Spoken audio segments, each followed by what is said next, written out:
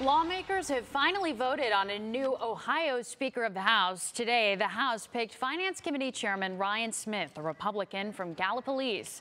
He didn't receive the majority vote, but had more votes than any other candidate during the 11th round of voting, which gave him the win.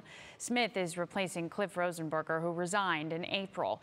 Rosenberger is under FBI investigation regarding his gifted international travel and lavish lifestyle. Officers raided his home and a storage unit. Rosenberger is maintaining he didn't break any laws.